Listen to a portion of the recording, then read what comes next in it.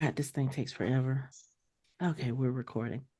What's up, hybrids? Welcome back to another episode of the Phantom Hybrid Podcast. This is Hanako, and I am here with Anthony, Lori, and Mike.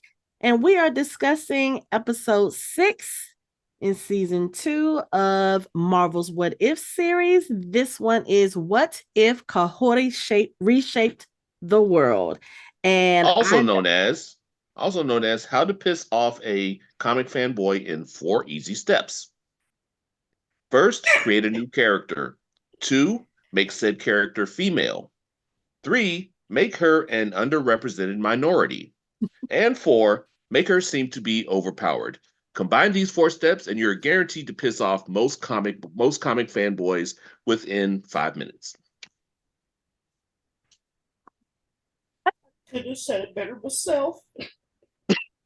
Where's the lie? I'm just a lot of saying. negative about this one. Has there been a lot of negative feedback about this one? Oh, you know how they are. I've heard it on TikTok. They're like, look at this. She can do all this other stuff. She moves so fast. She's so overpowered. Blah blah blah. Why they have to make her Native American? That's the one I mainly heard. It's like, why she have to be Native American? I'm like, why not?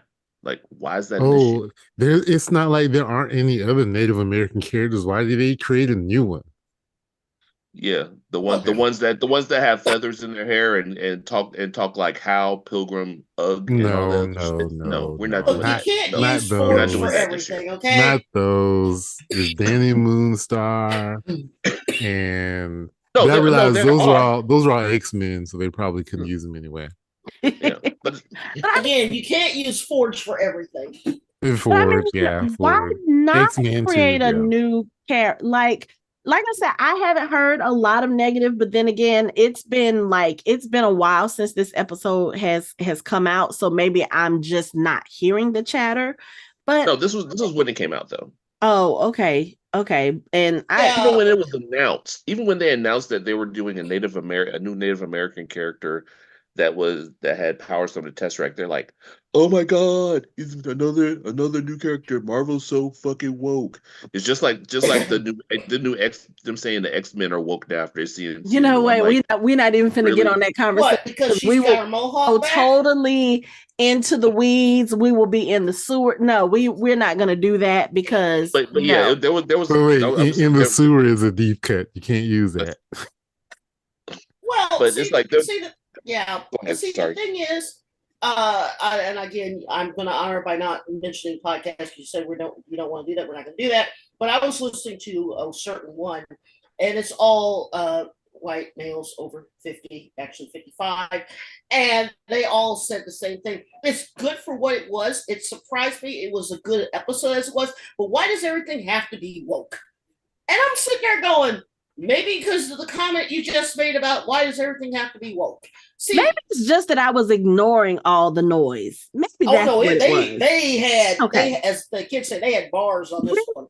Like I really didn't see a lot because usually when it comes to stuff like this, like all the stuff that you've mentioned, like Mike, what you just mentioned about the X-Men and people saying Marvel's being woke and X-Men being woke, I've been hearing that chatter in the last few weeks. But when this episode came out, I heard, I guess what I would call the regular chatter, which I was expecting some pushback.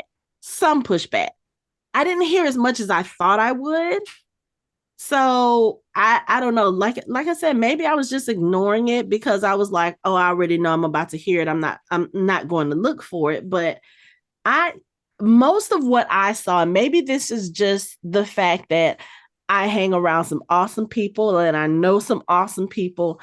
A lot of what I saw was very positive about the episode. So, you I know, mean, it helps that it was a great episode too. Like it was a Yeah, fire episode. yeah, fantastic phenomenal. episode.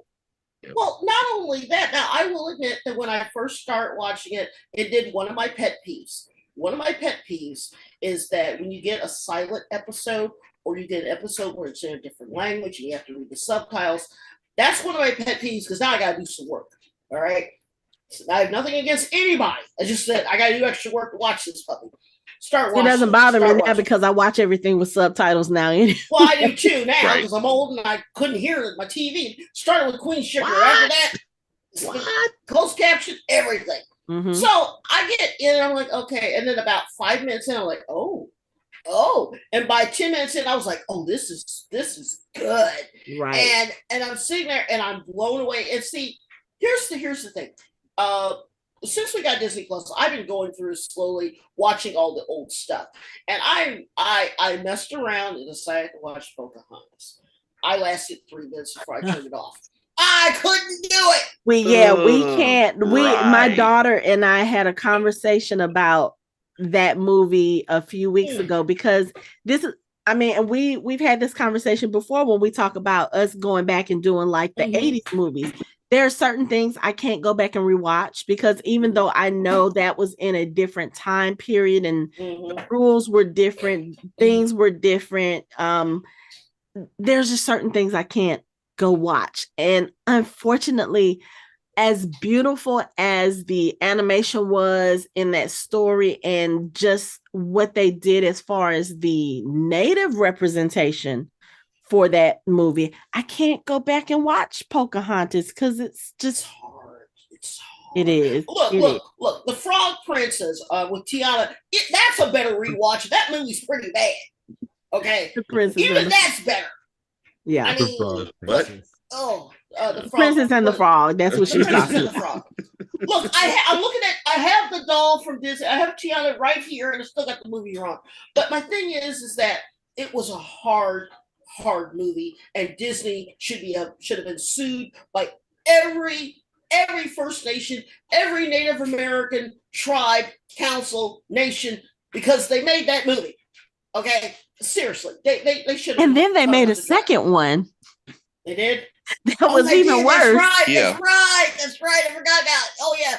The only good thing we got was Vanessa Williams had a banger. That was it. That was literally it. Yeah. But seriously, I mean, also, when you get representation now, Hanako, you remember about maybe 2 years ago, you and I we were talking about, we were watching that Canadian First Nations show. We were gonna pod it. I think we tried to do an episode. I forget the name of it, but it was imported during the I can't remember the name of it. That was pretty good. Then you've got Reservation Dogs, which I haven't seen, which I've heard good things about. There is good even the Predator movie with the Native Americans, that was even good. Yeah. But Pocahontas, Disney needs to owe several people several $1 million. But also, again, that's what we were saying. That was what Pocahontas was 30 years ago. So different time, different attitudes, different a lot of things. So I got you, John Smith, for you. So yeah, that was a different time. Thankfully, we are in 2024. 2023 was when this episode came out. And when I say watching this episode, I was so excited for us to talk about it because I was like, oh my God, it's different. One, it is a made-up character. She's a brand new character. She's never been introduced anywhere before. She was literally created for this particular show. Two, they made her Mohawk. And not just made her Mohawk, the entire episode was done in the Mohawk language. Which that's such a big swing. Like, that's such a swing. No, it was Mohawk. Well, yeah. Yeah, it was, The last time that they did anything with Mohawk was season 1 and 2 of FBI Most Wanted. The main character's wife was Mohawk, and her brother was on the show for a little bit, and they used the language a little bit. They had one of the best stories, and they had an episode where they talked about the schools and how they screwed them when they were kids. But that was the last representation that I've seen of Mohawk, and particularly in years. Yeah, but to have them do the 95% of this episode in the language was such a swing, and I applaud them for it. I mean, that was just really. I'm glad they stuck to it and actually did it like that, because it's like otherwise it probably would have come off as a little bit disingenuous.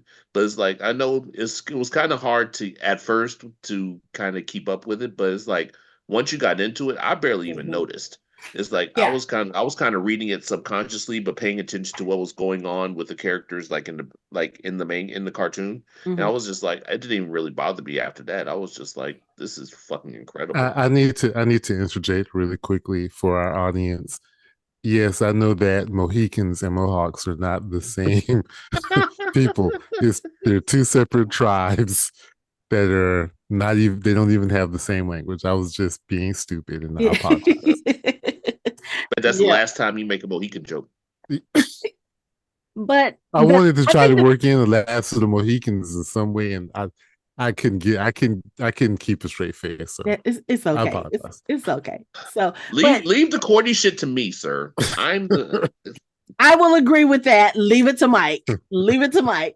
But the thing about that episode, what Mike was saying, again, because I'm so used to reading subtitles now, like it took me a minute to even realize that they were speaking in a different language because I was so busy reading the subtitles anyway. And then I was like, oh, I started listening because I wanted to catch the nuances and listen to especially how they pronounce the names, because anytime you have a name that's foreign to our tongue, it's going to be different. I mean, people I have known for years still sometimes have a hard time saying my name properly because when they think about it or when they look at it, they think about it in the, like, I guess the way that they would say it where they're from, which is very different. So I was sitting there paying attention to that stuff. And then it threw me when the Spanish came in and they started speaking Spanish. And I was like, oh, this is how foreign people feel when they come here and they're speaking one language, and you have this person over here speaking English, and you might be someone like, say, my mom, Japanese. You got an English speaking person over here, and then you got a Spanish speaking person over here, and you're like, which one? I can understand the confusion. I was like, this is throwing me off. But then it's like, once you heard a little bit of the Spanish language and you could kind of differentiate between the groups talking, it's almost like a switch flipped. And it was just like, oh, okay. Oh, okay. And even though I didn't understand what they were saying, being able to read it, I was just like, okay, this is awesome. This is cool. And because of the fact that they did consult with native with native tribes, and they wanted to make sure that they got this episode right. Like, they actually did a whole side episode talking about what went into the making of this episode. And it's just the care that they put into this episode with the representation. And even with the Echo series, they did the same thing with that series. And it's just like, they did it right. And I just want to say, I think, I've mentioned this before with Black Panther. I think they kind of figured out, if you want to do something, you have to do it the proper way. And they did it with Black Panther, then they did it with Shang-Chi, and that continues with Echo, and now this episode where they've already laid the foundation for, this is how we need to do something like this. Is we have to have the people that it's about be involved. And it was it was so beautifully done. Not just the story, not just the representation, the animation was great. It was just a great episode. Okay, let's get into it. Let's talk about Kahhori and who she is and what's going on in this episode. So we get the Watcher talking in the beginning about the origins of the Tessaract, and he mentions Asgard and how, when things started to get bad for Asgard, Odin usually sent the Tessaract to somewhere else, to another, to a small village on a faraway planet. They usually took care of the Tessaract. Well, apparently in this particular universe, that didn't happen. Asgard was destroyed, and the Tessaract was just kind of, I don't know, flung off the planet, and it ends up landing on Earth in this area where these native tribes are.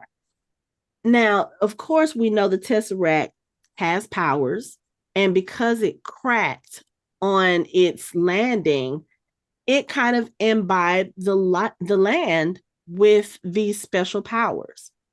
And the Native Americans were, they found them, or they found the Tesseract. They started getting these powers, and the Tesseract landed in this lake. So when the tribes people would go to this lake to see what's going on, they would disappear. And this caused some friction between all the tribes people because nobody knew exactly what was going on. And then, of course, when you find something that's powerful, unfortunately, human nature is to originally you fight for it. So they had their wars, they had their battles, but eventually, what does he say? Eventually, they came to a peace, and they labeled that lake forbidden, and nobody else was to go about it.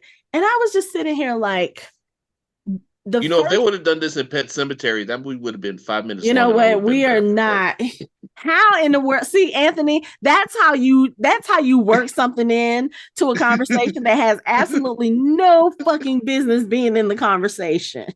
I'm just saying, if they would have done this in Pet Cemetery, everybody would have been alive, and nobody. That movie would have been 5 minutes, and they would have rolled credits, and I would have been much better for it. Good job, Mike. Thank you. I appreciate it. I can't. Just saying. But the thing that really got me when he was doing his narration, I was like, okay, so you have all these tribes fighting each other, killing each other for this power. And then for whatever reason, they all stopped to think about it and said, you know what? This is doing no one any good. So how about this? Let's have peace. Let's label this ground cursed so that none of our people disappear again. What? No. What had happened was they fighting, right? Mm-hmm. They fighting, but then they realize people is disappearing too. Mm-hmm. Right? We're fighting over something and people are disappearing. Maybe we should just leave it alone. But that's what I'm saying. Why is it that we can't do that anymore? Because every week in the news, you see somebody finding something that shouldn't be touched, and they're like, oh, we're going to explore this. I saw something about dinosaur eggs and some other kind of insect eggs. Oh, this insect has been extinct for however many thousands or millions of years. Hey, we're going to experiment on that and see if we can wake them up. Why the fuck would you do that? We have. Oh, look, there's a cave. Let's go in and let's pick up this doll and bring it out and do some investigation on it and see if anything happens with it. Or that's like the guys in Antarctica pulling up the ice from 2 miles down, full of microbes from things long extinct. Right. Yeah, let's not do that. Why can't we just be like, see, you know what? And you know what? I have to say it like this. When you think about all the stories and you think about everything that's happened, all the colonization and how the natives have been wiped out, you really sit here and have to think the stupid people are wiping them out because the natives knew better. Because they knew better. Because had the natives been allowed to live and flourish, the whole landscape of our world would be changed. But we're not even going to get on that soapbox right now, because that would take the conversation in a whole different direction. So we're going to get back to the show.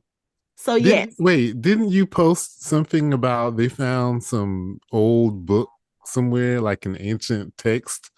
And they're like, we're going to translate. Don't open the book. Like we have these movies for a reason. They're cautionary tales. The Mummy, Jurassic Park. They're literally telling you don't do this shit. If you see some strange stuff and some strange stuff starts happening, leave it alone. Leave it alone. And that's what the natives did in this show. They were like, oh, you know what? We're fighting. We're killing each other. People are still disappearing. We really don't know what's going on in this lake. But you know what? We know we don't want a part of it. So we're going to leave all the bodies from everybody who's died. We're going to leave them there. And we're going to call this ground cursed so that nobody comes near it. And then what happens is you have a young girl and her little brother playing in the forest, and they come across it. And I was sitting here watching the episode, and I was like, I hear Casey in my head. These children need a whooping. They do. But you know what? It all worked out for the best towards the end. But still, I was sitting there looking like, the moment y'all ran up, Kahhori and her brother, Wata, the moment they ran up and they saw the bones and they were like, oh, this might be the forbidden ground. Y'all should have turned around and went back home. Y'all should have turned around and went back home. But no, y'all have to go explore and be like, oh, well, we want to see what the forbidden lake is. And then when they get to it, it's just a regular lake with some regular ducks on it. And they're like, oh, this is boring. Why did they It tell looks like us? decoys. I think those are decoys. Those are like decoys. You know what? I thought so too. And then I thought I saw one of them move, so I wasn't sure. But, while they're out there in the forest, they start hearing explosions and everything. And they realize that their village is being attacked. So they run back in the forest. Conquistadors. Huh? Let's say conquistadors. Colonizers. They were Colonizers. They don't have to have a fancy name. Colonizers. But I was sitting there looking, I was like, oh my God, did the white folks come? And then it was like, no, it's the Spaniards. I'm like, just leave folks alone. So smallpox and shit. So you have this group. The smallpox blankets. Mm-hmm. You have this group of Spaniards, and they have set fire to the village because they're there on a mission from Queen Isabella of Spain. They're looking for the Fountain of Youth. I'm like, and I know that this is what happens. I know enough of history about how the natives were wiped out. I know how they did it with the black folks. Why y'all always gotta burn somebody's shit down? Like, y'all couldn't just come up in there and ask, like, hey, we heard about this fountain. Well, of course, they speak a different language, but still, why y'all gotta come in with so much aggression? Just why? Because that's why Queen Isabella sent them. Queen Isabella didn't send them to knock on their door to ask for sugar. She sent them over there to get land, get shit, and bring it back. No, that's but the thing about it is, and it's not just Queen Isabella, it's like throughout history, anybody who's going to look for the new world, look for the Fountain of Youth, look for this, look for that, and you come across the native people who are there. What is it in human nature that makes you feel like you got to go in and fuck somebody else's shit up just so you can have stuff? Even in this day and age, you have so many people who are thieves and who do this and who do that because, oh, he got a nice car. I don't have a nice car. I'm going to go take it. This episode really kind of, I know, but the thing is, to our core, why are we like that? That's the one thing that made me think about, that it made me think about with this episode. Like, why are we as humans like that? You know what I'm saying? Because everybody wants once they have something, they want something better. And they're like, where can I get something better? Oh, this is cool. Okay, I need something better than this. Oh, this is cool. What if there's something better than this out there? Go across that water and see if there's something better over there. I've heard there's a fountain that can make me look younger than I look right now. Go get it. Go get me in the water.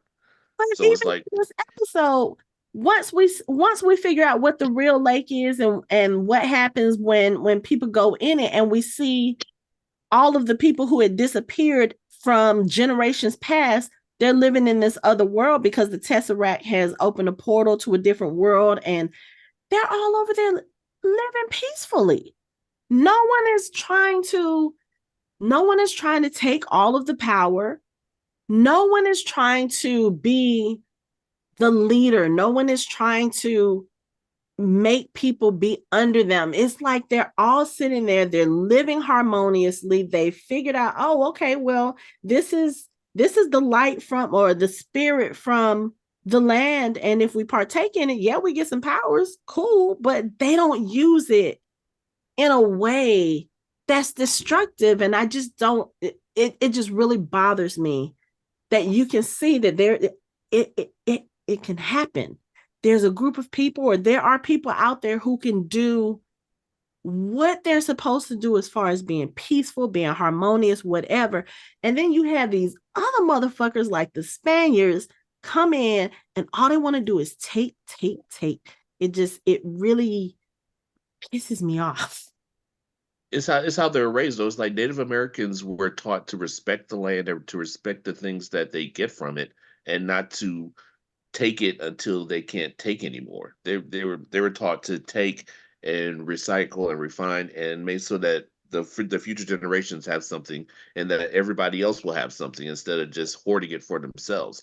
They're more about recycling and renewing, as opposed to like out and out conquering.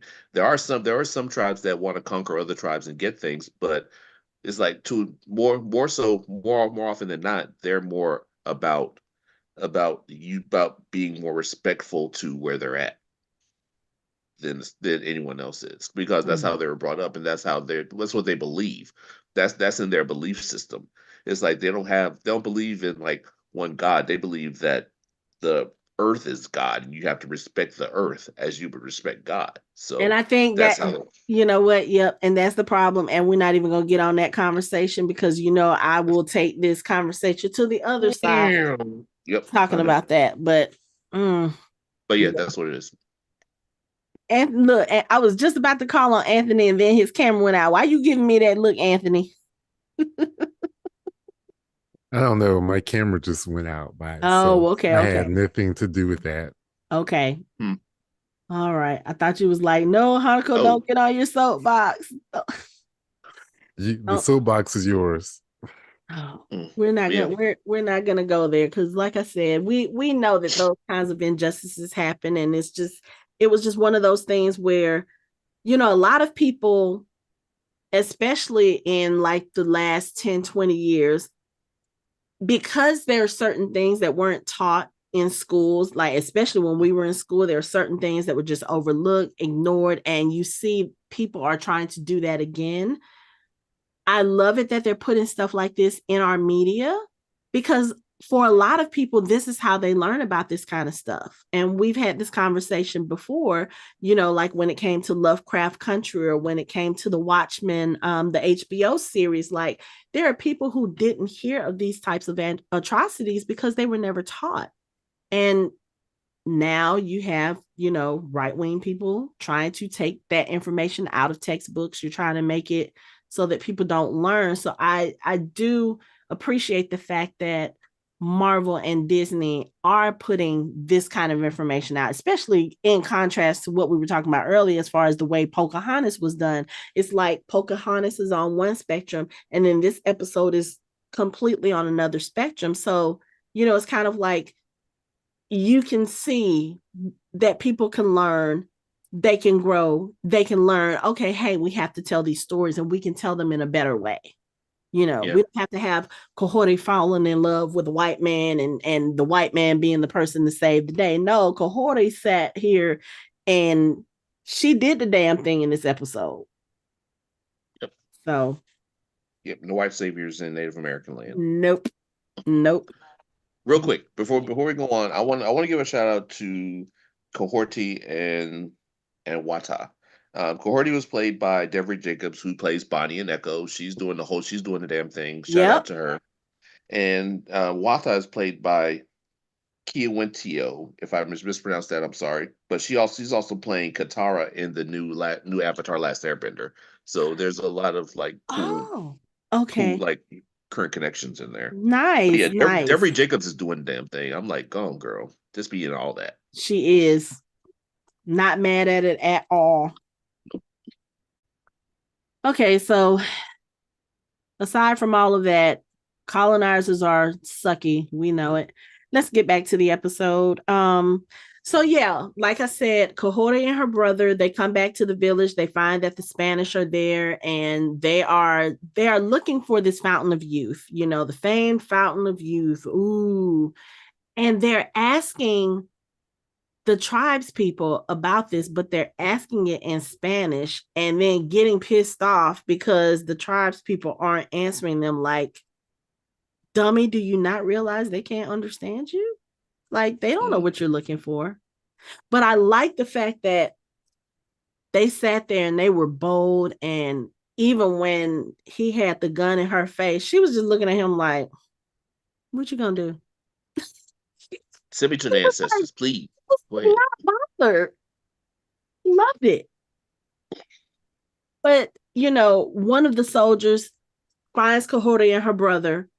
They chase them back through the forest. And as they're running through the quote unquote forbidden grounds, they fall into a sinkhole. The sinkhole, of course, leads them to a cavern. And inside the cavern is this blue glowing lake. Okay. So yes, the other lake was a decoy. Kahhori and her brother, they split up. And one of the soldiers comes in. Of course, he sees the lake. He's like, oh, I think this is what we're looking for. And Kahhori's brother, he makes a noise because he's trying to adjust his position to hide better. Kahhori comes to his rescue. She starts throwing stuff at that soldier, and another soldier shoots her in the shoulder. She falls into the lake, and then she is pulled into this portal. And this is where we see she's transported to a whole other world. And it's like, it's one of those things where, so we know that because of the Tessaract being, being one of being one of the Infinity Stones, we know it has certain powers to do certain things. When Kahhori wakes up, she finds another tribes person from her tribe, but this is a dude from like generations ago, but he hasn't aged. And so as she's there, she's learning about the place. She was like, this is, they're like, this is the sky world. You were transported here through the portal. This is where we all the people who disappeared, this is where we landed. We take care of things. We work the land. The spirit of the fruit, or whatever it is they call it. I don't think they call it a fruit, but they were like, it helps us. It gives us powers. Like the stuff that they're doing, this is stuff she's not seen before. But she also remembers, hey, my village is being attacked. I need to go back. And so she's trying to get back. And this was funny because I was like, I feel like I've seen a sequence like this before somewhere in the MCU where she's trying to get out of this world and everything that she's doing is not working.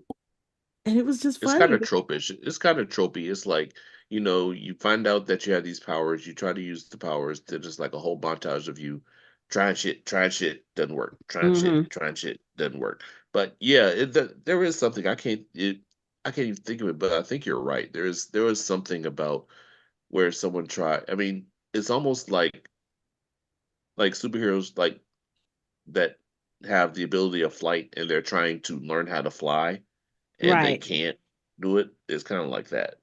Yeah.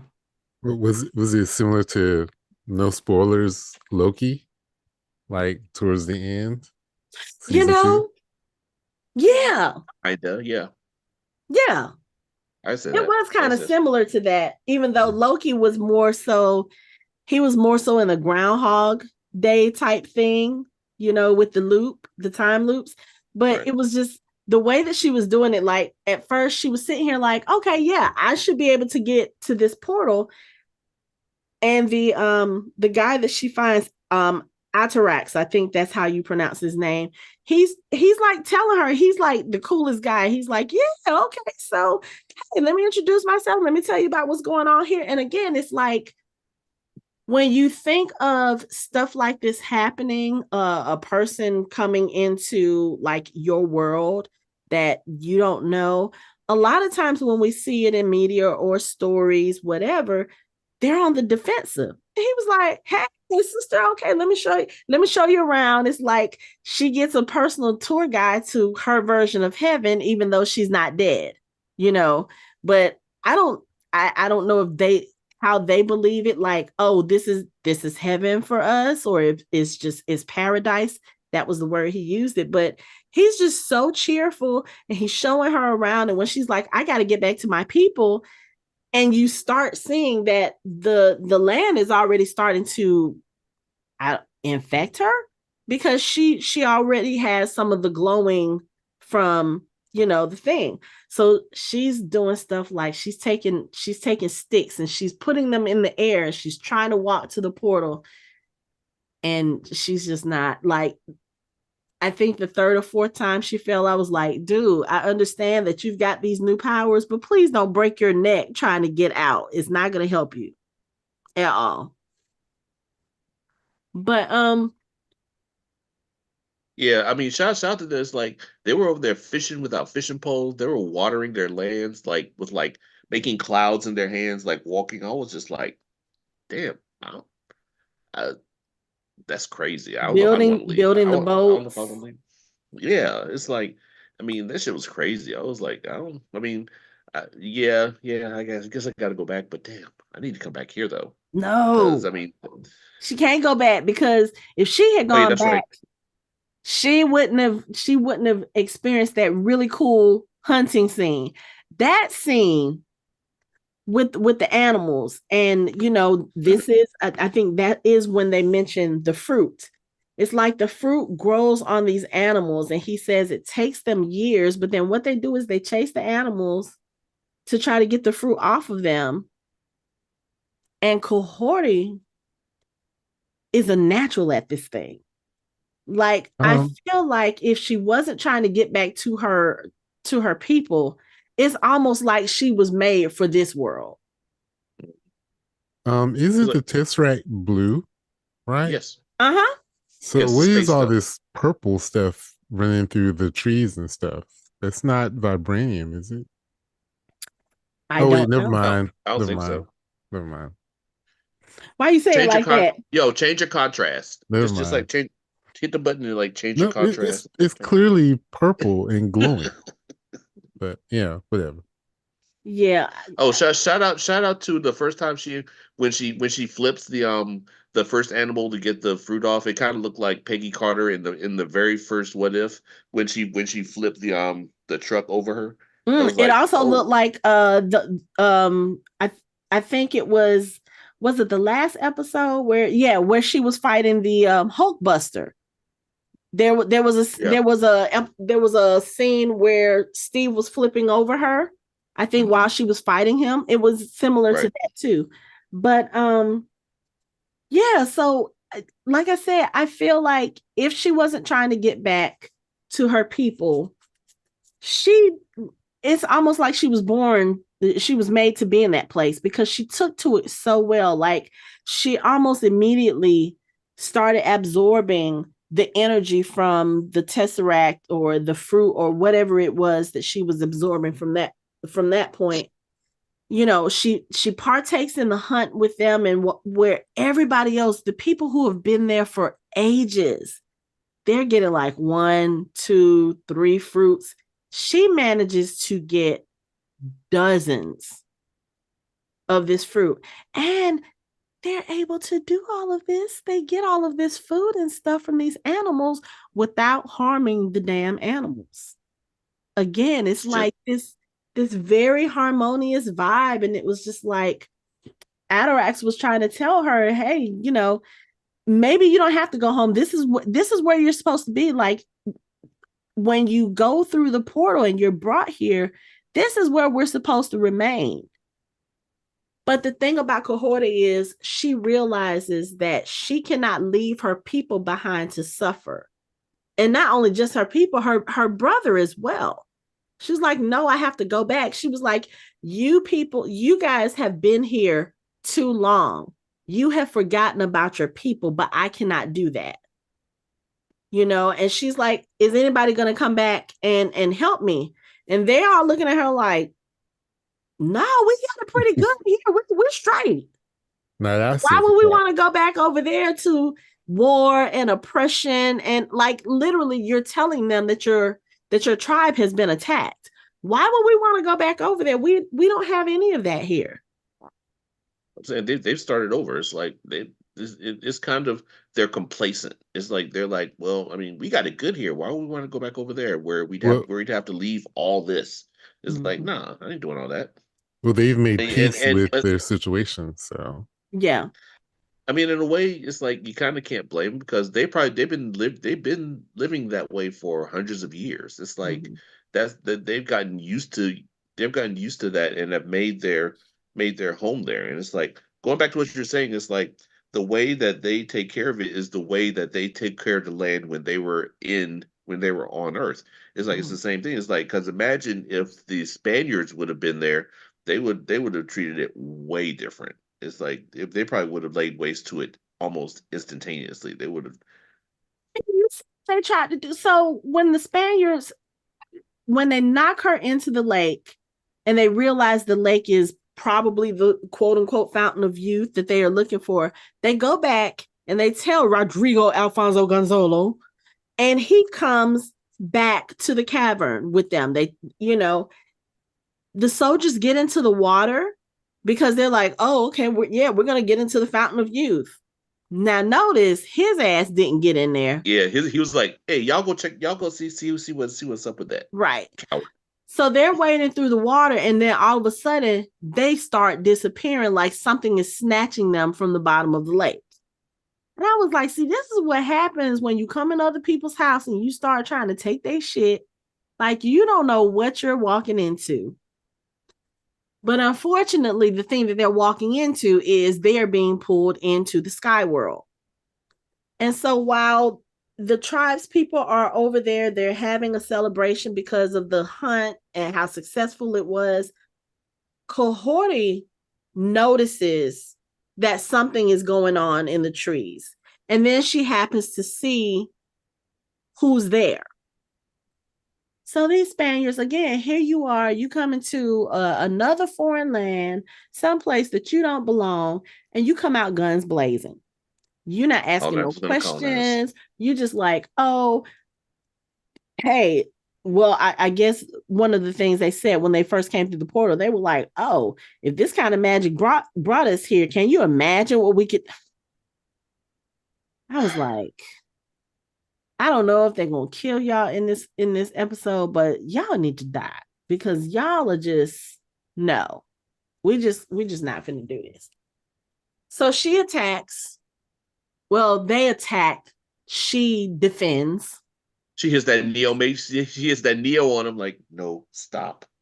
Right. That was dope. I was like, And see, she's defeating them, and the tribes people are telling her, hey, calm down. We don't have to do like we don't do this over here. And she tells them, she was like, look, you don't remember where you came from. You have forgotten your people. You have become, like you said, Anthony, you have become complacent. And she was like, I can't do that. My people are in danger over there. I have to go help them. And they're all like,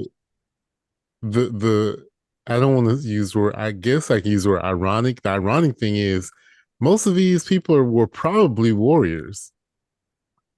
Mm-hmm. Yeah, that's how they got when there. you've been living in that peace for so long, they probably were like, you know what? We been there, done that. We don't want to do this again. Yeah.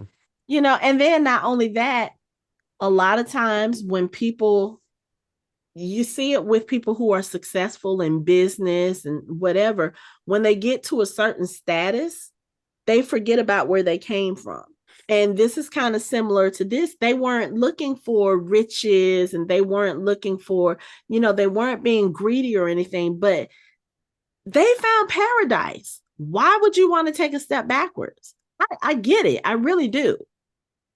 But Kahhori was like, She was like, the spirit in this land made you strong. It gave you gifts. And you just sit here like, y'all too comfortable. She was like, you forgot your origins. I'm not about to forget I'm about to go help my people.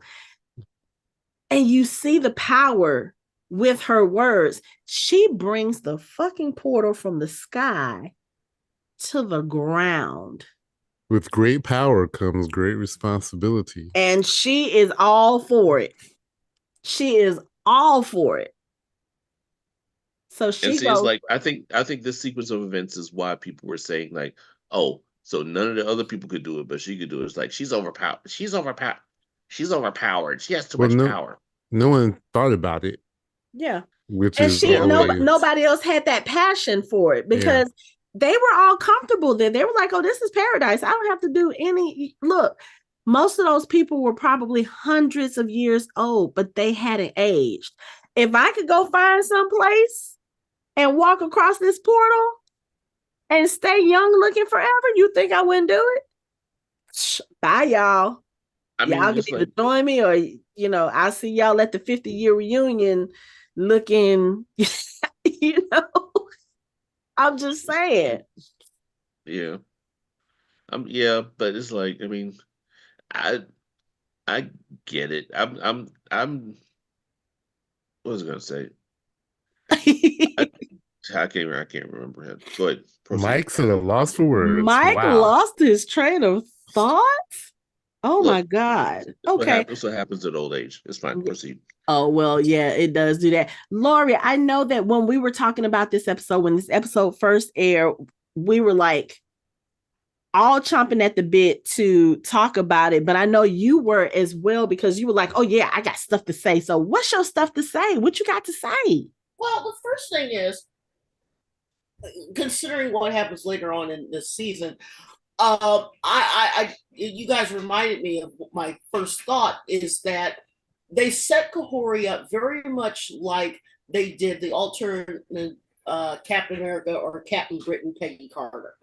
She basically got a skill set that was sort of on par with her, which I loved. And the thing is that it kind of made me realize that in the Marvel Universe, especially, not so much DC, is that when they have a female character or even a teen character, when they come out of left field, like say Kamala Khan, not only do they get power, they get like a super set of power. They get really amped up more than they probably would have been, say they were born an average mutant or something. Mm-hmm. The other thing that struck me is that they all seem to have a heart of gold. They all seem to have this thing of morality, duty. I'm going to do what's right. I have morals. I'm not going to, lower my standards. And this is everything that Kahhori has. Right.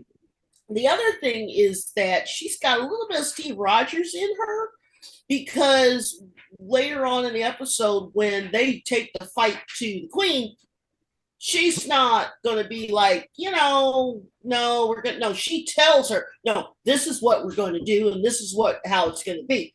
Steve Rogers would do the same exact thing. Okay. Yeah. Peggy might be a little nicer about it, but she would do the same thing.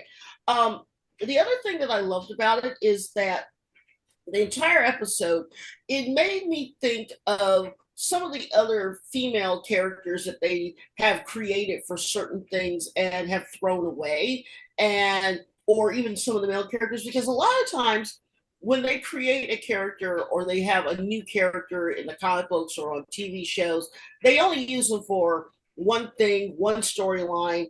And for this, they really made me wish there was a Kahhori comic book. Now, we might get one later on, but whoever came up with the concept of just her, it doesn't matter if she's Native American, she can be white, black, green, purple. They just did a really good job putting her character together. I mean, I would watch her all day long. I mean, just literally, I mean, she's got the power. She's got this look. She's got the Tessaract. Honestly, I would love to see her join the Avengers. I'd love to see her go up against certain people. I honestly think that given the Tesseract power that she's been imbued with, she could probably give Loki a run for his money. She could probably give Black Panther a run for his money because of the power set. I mean, there's power and then there's power. And she's sort of transcendent, because if you think about it, it's not just her getting a soldier super serum. She's got alien power in her. And, and like you said, she adapted to it really quick. The other thing that it's like Captain Marvel. Right, exactly. Exactly. There you go. Exactly. And the other thing that I wanted to say is that as far as historically accurate, sometimes they sugarcoat. They didn't sugarcoat. They were very, very honest on how things used to be for Native Americans, indigenous people. And I love the fact that they showed that, because a lot of kids may not see stuff like this or read about it or whatever. So this is a good little history lesson all the way around for everybody. So yeah, that's pretty much what I had to say. Yeah. Yeah.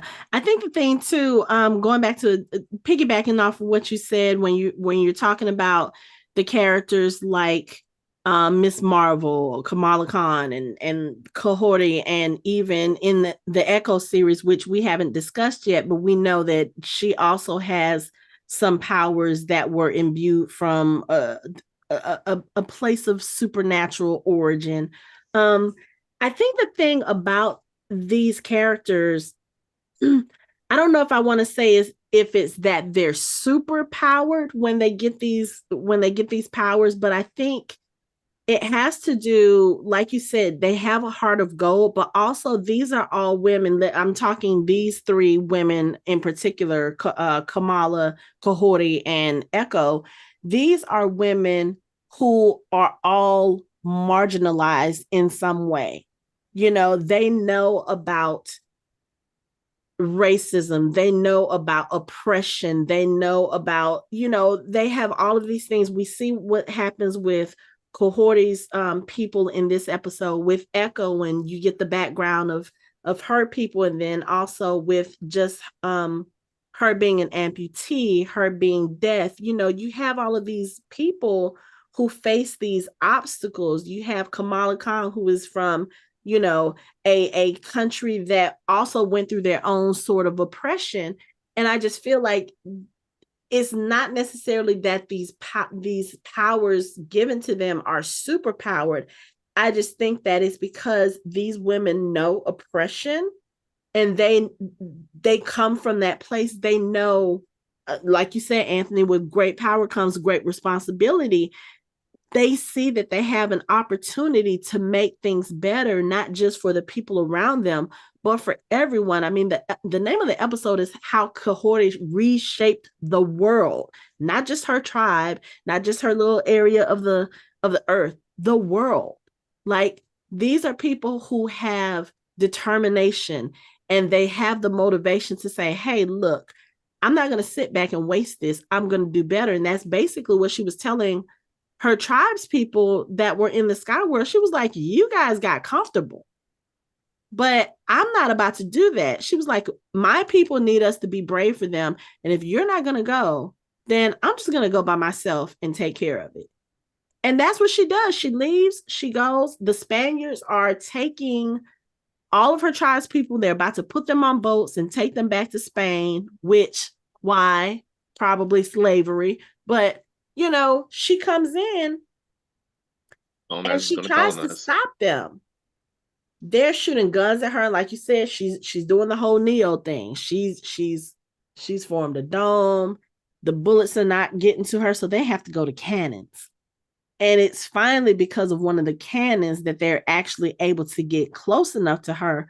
But by this point, the people in the sky world have figured out, okay, you know what? She was right. We can't just sit back and not do anything. So they come and help. And of course, they kick the Spaniards' asses.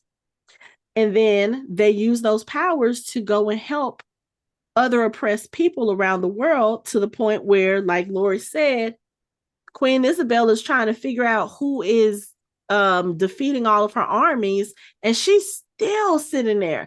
You are being defeated over and over again. You're still sitting there smug with an attitude like you are the greatest person in the world. Oh, I was ordained by God to lead. Kahhori was like, absolutely not. Yeah, well, see, the thing with the Queen is they really got her portrayal down to a T, because she literally was like that. I mean, she literally thought that she's like, oh, shit didn't stink. Okay, so I love that part. I thought that was, like I said, as historically accurate as you can get away with without going overboard. They did an excellent job with Queen Isabel. Because when that portal opened and they walked out, and she was like, look, so this is how this is about to be. You are not about to rule anybody. We have these gifts, and we're going to use them to make things better for everybody. Queen Isabel was like, I'm scared of you. She was like, okay, bitch, I'm gonna put you on the ceiling and squeeze the life out of you, just slowly, just enough to make you understand that I'm not playing with you. When I tell y'all, I saw that You hollered. scene and I was just like,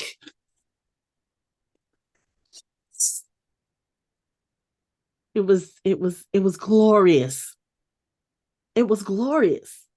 And I really hope this is not the last time that we see her. Because like you said, Lori, she is a character that I would love to see what else they can do with her. Oh, I could see them doing all sorts of things. I was just thinking, Anthony, help me out here. Has there been, besides the that issue they did about, oh God, it's probably 15 years ago, where they did the whole prequel to Black Panther and Storm's Wedding? Remember the issue where they had all the black Marvel superheroes in one issue? It was Blade, it was Black Panther, it was all of them. Have they done like a indigenous or an Asian version of that? No. Okay. I can tell you that, and I'm not even into comics like that. Yeah.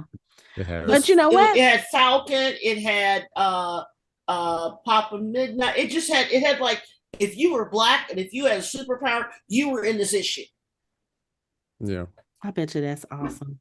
But you know what? They probably will now, because I mean, we are starting to see more representation in the media. We're starting to see it more in Marvel. So maybe at some point we will get something like that for, our other underrepresented groups. It's like the irony of it is like when it's like they always like some comic book gatekeepers would say, if you made Green Lantern with John Stewart came, they're like, just make your own new characters. Then when you make your own new characters, like, oh, they're too powerful. It's like you can't please anybody. Right. Which is why I don't pay attention to that stuff. And like I said, I hadn't really heard an overabundance of negative stuff. I heard negative stuff when the episode came out. Sure I did, because why wouldn't I? You know that's going to happen. First of all, she's a woman. She's a Native American. She's got these powers. It looks like she's the leader. And then she's leading her people to take down all the other bad people, which, oh my God, Kahhori, why can't you have been real? Things would be so different, but that's a whole other story. We be doing this podcast from probably Ghana or like the Ivory Coast or something. I'd be in Asia somewhere. Right. Yeah, exactly. You be. I mean, I might be in Scotland. Yeah. It's awesome. Particular shout out to them doing the A-Town stomp on the conquistador's head and burying him in the sand. Let me tell you. When I tell you, I hollered. Amazing. Yes. I hollered. That was so funny, because he was like, you can't. No. He was like, shut the fuck up. It was, I mean, just the way that she was handling them all in this episode. It was so glorious. I mean, just like sweeping her arm and like 10, 20 of them just fly that way. Then 20 of them fly that way. I was just like, damn. Let me tell you. And then she almost completely stopped freaking cannonballs. Like cannon fire, she can stop. Like that was like, that's some shit right there. And I love when she was she'd have get beat in the head, but it's like, yeah. But also I love when she was telling, when she finally got to the ship and freed her brother, and she was telling him, she was like, these are all our people. Witness their deeds, remember their faces, because we're going to need new songs to be sung about this. When I tell y'all, I cried, because I was like, this is the type of history we should be getting. You know what I'm saying? And it was it was so powerful, so raw, so emotional. I was just like, I had no complaints whatsoever about this episode. None. It was great. It was, yeah. This is what we do. I like how they showed Queen Isabella not showing her as like showing her as the actual villain of this, like not like sugarcoating it or anything, just being like, oh, that's what Laura was saying when you stepped off for a minute. She was saying, yeah, as far as being historically accurate, yeah, you portrayed her just the horrible way that she was. She was not a nice person at No. all. No. One of the best things this episode did was show us that Eric Killmonger was right. Yeah. I mean, Well, you can't just hoard all the power for yourself and not help anybody out. Right. Yeah, but see, the problem with the end of the episode with me is that when Doctor Strange showed up, I got really concerned because the way he sort of entered it was like, I'm placing you under arrest for crimes against mankind. That's sort of the vibe that I got. Well, that was Doctor Strange Supreme and not Doctor Strange. I know. I didn't notice it until my second viewing because I had to look at the eyes and I was like, oh, wait a minute. This is not going to... You can tell by the cloak. Yeah. Well, yeah. Spiky cloak. With the spikes. Well, and how to go? I was the same way because when I first, but then I'm watching it, as we're talking about it now, and I'm like, oh yeah, that was definitely the bad one. I mean, look, when Doctor Strange goes bad, Doctor Strange goes really right. But I mean, he was like, he comes in and he tells Kahhori that you are the person I've been looking for. I was like, this can't be good. Like, what are you doing? Yeah. What are you doing? Like, shouldn't you be watching Killmonger and what's his name in the Globes? Like, just sitting there, like, watching him. Like, what the hell are you doing? But I don't trust it. I can't trust it. Like, there's something again, up with that. Again, when Doctor Strange nuts up and goes cuckoo, you might just want to stay inside the house for a few days. That's all I'm gonna say. Yes. Yeah, but my first thought was maybe Killmonger got out. So. So you were thinking, you know what? Mark said that because I told a little bit about the episode. He goes, well, maybe he said he needed her for being a hunter, Yeah. But then also remember in the last episode, remember Peggy Carter disappeared because Scarlet Witch brought her to a different time. So maybe it has something to do with that. I mean, we don't know. Yeah, that. Yeah, I need to dig that out too. I can go through the Multiverse Avengers Initiative. We are looking for a few heroes to join our team.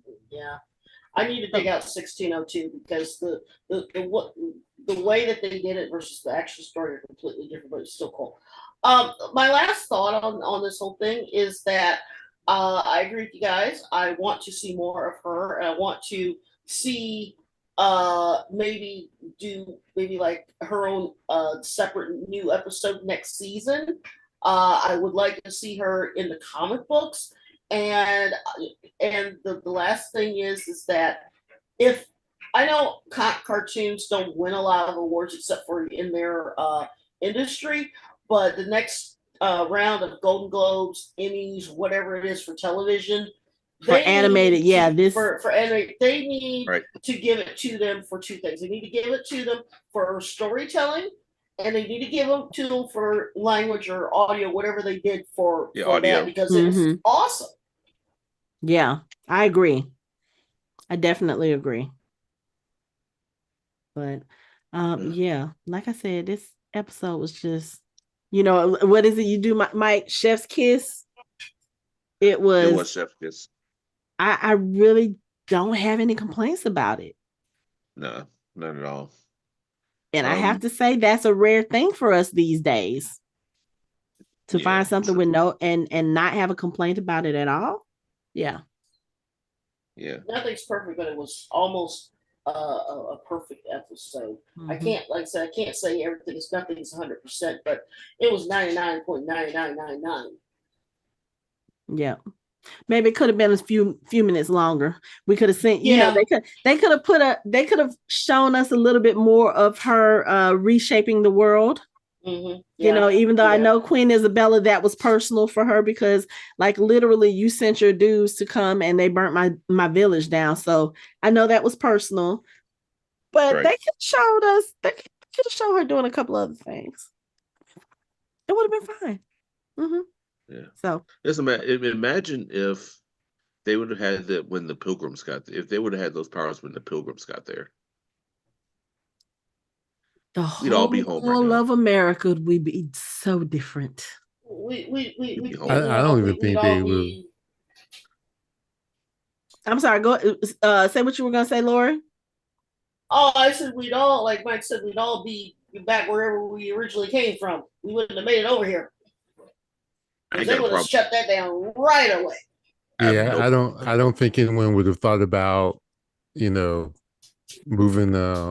moving prisoners or whatever to, Australia or Georgia or all this would throw all of that out of whack because no one will be like, we're just not going to go over there because those people, they like glow and they hurt. We don't want to mess with them. Glowy ouchie.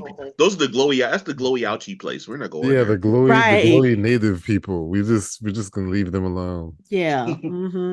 But I agree. That's actually, it's funny. So they could have showed us a little bit more of that. Would have been fine. But you never know. Maybe the Wakandas would have seen the example and done something different. You know what? I would actually love to see an episode with Kahhori and the Mohawk and the Wakandans. That would be an amazing episode.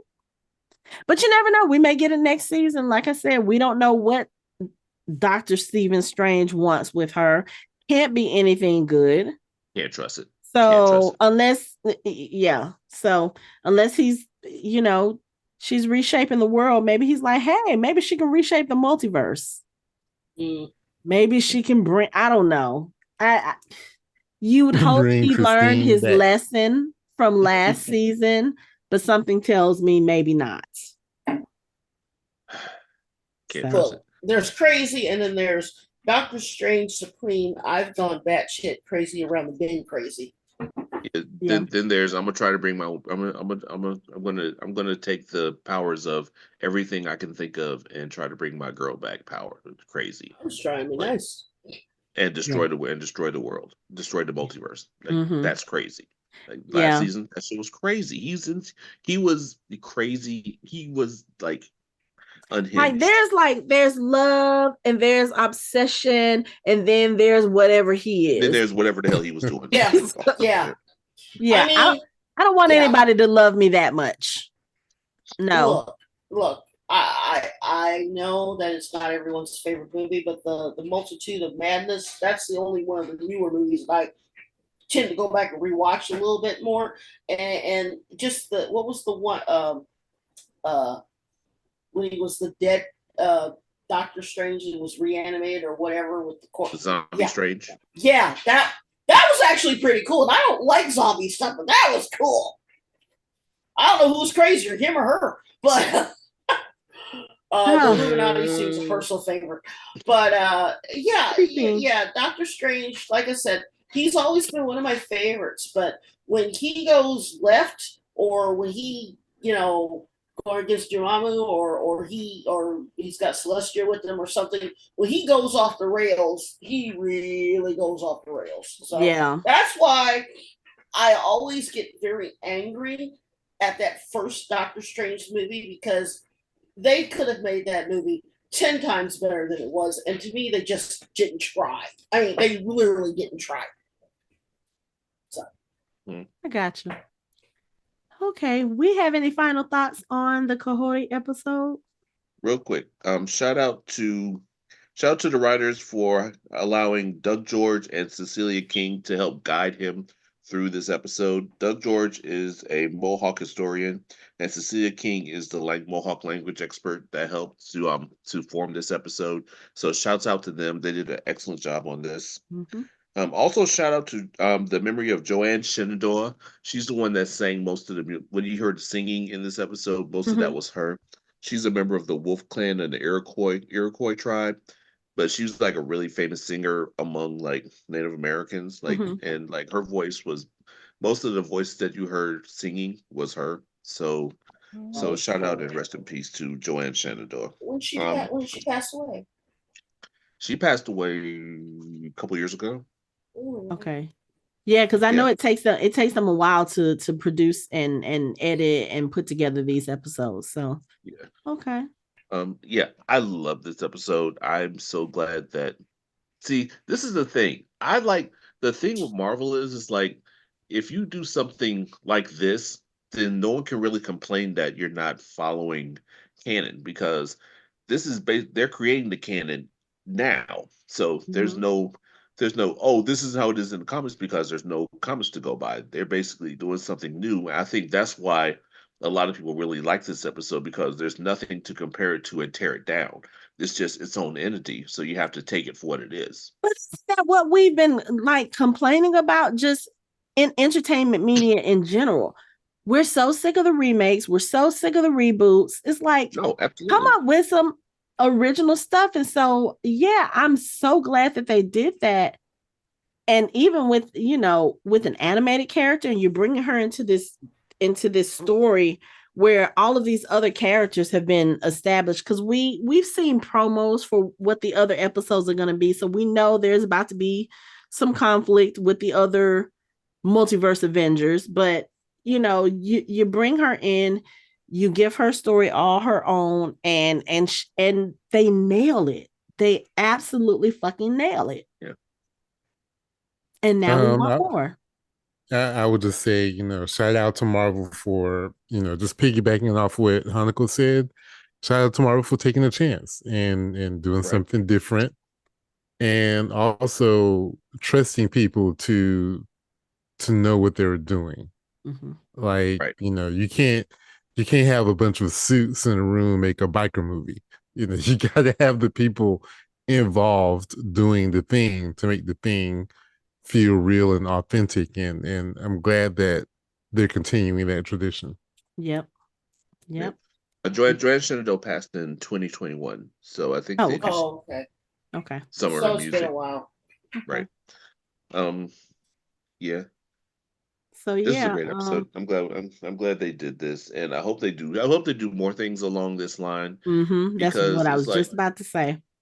It's like just like Stan Lee said, there's room for everybody in this universe. There's room for anybody who feels underrepresented or not represented. You can create your character and have your own representation. I mean, it's like there's room for everybody. So I think that this is this. I think I'm hoping and praying that this is only the start of them actually going forward with expanding this universe, expanding their universe, both comic and visual media, like both comics, movies, and TV shows. Yeah. And see, Mike, you made me pull my soapbox out. You started this. Get up there. Okay, Get up. so Get on up. This, I'm gonna say it. This is the thing, right? All these people that are out there that are having issues with wokeness and all this, they don't realize that comic books is where it's at. Like this, it is the medium where things change. Just like sci-fi, when they go into sci-fi about sci-fi being woke, that's the whole point. Like it is a place where everyone is different, where everyone is included, where everyone can be special, where anyone can be anybody and be anything. Like, how do you guys not see this? Like, where did y'all have that disconnect and not realize that X-Men 97 is not woke? X-Men have been woke since the early 60s, 50s, 40s. It's always been like that. And only thing they mad about with X-Men 97 is the fact that Rogue's boobs and her butt are gone. Okay, hey, I'm mad at that. We're gonna put a pin in that. I'm mad about that. I don't care that. We're gonna put a pin in that, and we're gonna come back to that. I need that back. We're gonna come back to that. Let's take a pin in it. However, it just amazes me the audacity of these people to feel this way about this thing, which that's the whole point of this thing. Mm-hmm. Like that is why it is in existence. is to show inclusivity and to show people being responsible with their gifts, regardless of who they are or where they're from. Yep. Mm-hmm. I'm done. I'm done. Well, that's well I'm preaching said. to the choir. No, well, that's very well said. I mean, like I said, I listen to podcasts all day long at work, and I listen to a variety of different ones.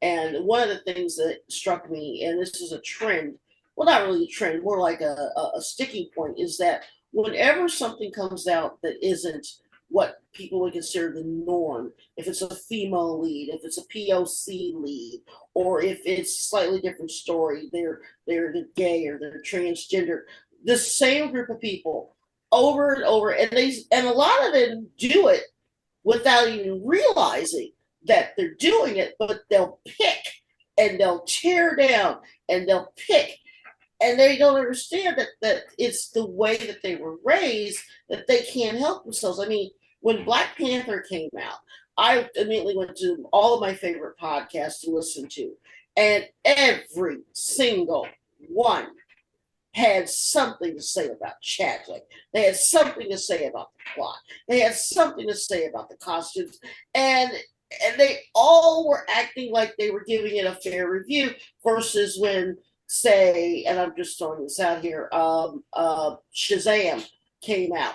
They were like, okay, we like this, but this is wrong. This is wrong. This is wrong. Wonder Woman, oh, this is wrong. This is wrong. Aquaman, they can't help themselves, and it just boggles. Sorry, trailer for Shogun just came on. It boggles the mind that they don't realize that they can't break out of this mold that they were raised in, and they can't take themselves out of a situation long enough to see that this is how the world actually is versus what the 1950s version that you still have in your head. Mm-hmm. Agreed. Agreed. Yeah, I don't know why it's so. I know we're going off into the weeds. No, I mean, it's kind of similar to what I was saying earlier in the episode about, like, if you can have one group of people who, like you said, Mike, they honor the land, they respect the land, and they respect other people, they respect other living things, they respect each other. Like, I know you said that that's the way that they are raised, but where did it start for the other folks for them to be like, oh no, we're gonna take it. We're gonna we're gonna push these people off their like that train of thought to say that this was an okay way of thinking, and then has passed this bullshit way of thinking down through the ages. Where did that start? And can Kahhori go back and change that part first? And it's amazing that there are people that have so many issues with the way things are. Mm-hmm. Like they don't realize if they go to a mall, they're going to see people of different races and ethnicities walking around. So if your show has different races and ethnicities in it, you can't really call it woke, can you? Because it's a reflection of reality. It's like, oh, I'm tired of them making characters gay in my show. Well, gay people, people who have same-sex relationships exist. Like, it's not anything new. Mm-hmm. It's not something that someone just threw on the television just to rile you up. There actually are people who are in relationships with people of the same sex, same gender. Oh, this girl is not really a girl. She's trying to play basketball with boys. We've always had that.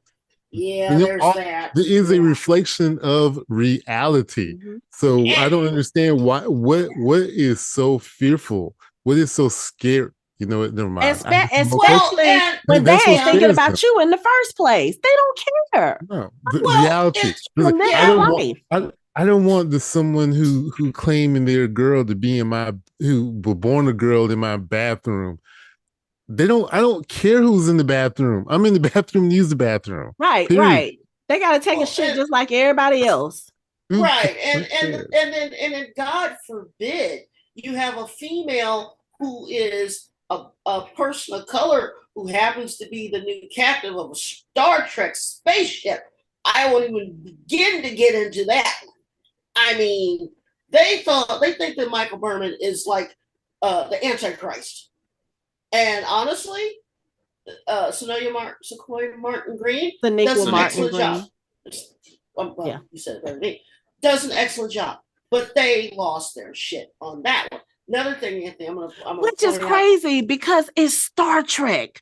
Like Gene Roddenberry would be looking at them like, what the fuck is wrong with y'all? Right. Exactly. I mean, when I say that, one guy actually said that, he goes, I hope that they kill her character off so I don't have to look at her face ever again. I'm going, really? I mean, but you're right. They just can't get themselves over. Gene Roddenberry would have told them to just change the fucking channel. They're gonna keep doing this shit. So you just change the fucking channel, go on somewhere. Still give them Worf and give him being a stereotypical, I'm a big guy and I'm gonna go around and I'm gonna do this. They love Worf. They think Worf is everything, but give Worf he's black without being black. But give him an episode where he's trying to have some humanity, or he's trying to do something that, it's a horrible episode. Why are they our sister? You want to know why? Because Worf, in the way that he looks, even though he is not an animal, they can look at him like an animal. But when you try to add some humanity to him and make him be like a person, then they got to start looking at him like a person, and they don't want to do that. They don't want to look at it. That's why they made him a Klingon, so that he can be gruff and rough and rah, rah, rah, rah, rah. So it's like he doesn't have to show that. But we could do a whole show. But not to belabor, we do a whole panel on this. Not to belabor the point, but my whole problem with, even though he's my favorite, Benjamin Sisko, was when he came onto the scene, he was Commander Benjamin Sisko. Why couldn't he be a fucking captain? Why couldn't he have a ship? Is what Mark's problem was with. I didn't really care he didn't have a ship. Why couldn't he be a captain? And if you put him in charge of a space station, make him something else other than just a freaking commander. Yeah. Well, see, that's why Mark won't watch it, because Mark is like, if they're gonna have him, he should have his ship. He goes, I love Mark. He says, giving him a space station was degrading his ability. He's just as good a captain, if not better, than the rest of it. They gotta give the black guy the home room. They gotta give him the home base where he can't go out. They gotta come to him. I mean, I always thought they did that because they didn't want to have to deal with that. But then, of course, they give him a ship later and make him a captain. But he's basically a space station super. It's like that's basically what he is. But the problem is that a lot of people who are fans of Star Trek, they don't want to admit themselves that they have a lot of issues with the characters that are POCs, whether or not they're dressed like Worf or not. They have even say B'Elanna Troi. They couldn't just have her be a Hispanic woman on the show. They had to make her half Hispanic, half Klingon. The bone ridges. Yeah. There's all through it, but that's here or there. But we could do a whole panel. Yeah. So we're gonna stick a pin in that, and like we said, we may revisit that. But let's go ahead and close this out. The Kahhori episode. We're gonna get back to a positive ending for it. Episode was great. I want to see more of this character, and I would love for Marvel to continue doing things like this as far as introducing new characters, introducing more representation. We've seen it a lot from them, especially in the last year, and I hope that they will continue this trend. And on that note, we're going to end the show.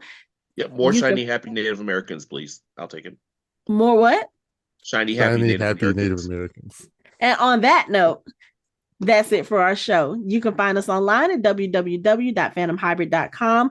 We are on social media, on all the social medias at Fandom Hybrid. You can watch our videos on our YouTube channel. You can chat with us on our Discord channel, and you can listen to us on all major podcast streaming platforms. Thanks for listening. We hope you join the conversation next time.